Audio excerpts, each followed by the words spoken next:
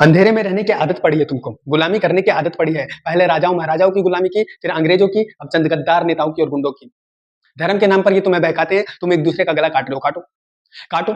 ऊपर वाला भी ऊपर से देखता होगा तो उसे शर्म आती होगी, सोचता होगा मैंने सबसे खूबसूरत चीज बनाई थी, इंसान।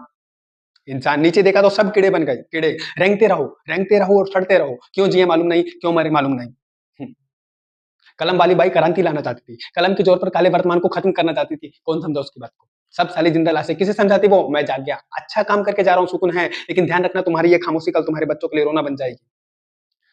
ये हमारा पड़ोसी मुल्क खत्म हो गया ना डील। चलो अब इधर आ जाओ। देखो, दो संख्याएं एक तीसरी संख्या से क्रमशः 28.56% और 33.33% कम है। वह प्रतिशत जिसमें दूसरी संख्या, ये पहली संख्या है, ये दूसरी संख्या, तो दूसरी संख्या पहली संख्या से कम है। प्रतिशत निकालना है कि दूसरी वाली जो संख्या है वो पहली संख्या से कितने प्रतिशत कम है, ठीक है, कितने परसेंट कम है ये बताना है। तो देखो 28.56%, ठीक है, 28.56% को हम कैसे लिख सकते हैं, 2/7, 28.56% की जो वैल्यू होती है वो 2.7 होती है, ठीक है। इसी तरीके से 33.33% की जो वैल्यू होती है वो कितनी होती है, 1/3 होती है, ठीक है।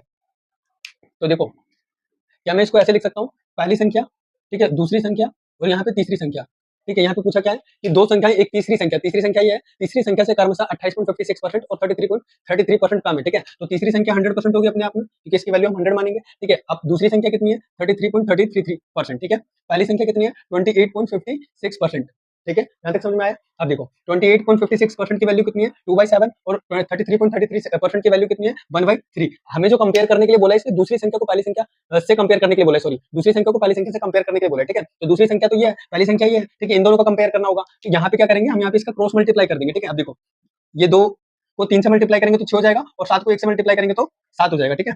देखो, अब इन दोनों का अगर अंतर लोगे, अंतर यानी कि गैप, तो कितने का है, 7 में से 1 घटा देंगे कितना आएगा, 7 में से 6 घटा देंगे तो कितना आएगा, 1। और कितने से कंपेयर करना है, 6 से, तो 6 से कंपेयर करेंगे तो, और प्रतिशत के लिए क्या लगा देंगे, 100। तो इसको जब अगर सॉल्व करेंगे तो आंसर क्या आएगा, देखो 1 को 100 से मल्टीप्लाई करने पे तो 100 ही आ जाएगा, 6 को जब 100 से डिवाइड करेंगे तो क्या आएगा, 6 कम 6 और 4 और 0 तो 6 6 36 और बचा फिर अगेन 4 और 0 फिर, तो ये चलता रहेगा, ठीक है। तो इसकी वैल्यू क्या आएगी, 16.66%, तो ये करेक्ट आंसर होगा, ठीक है।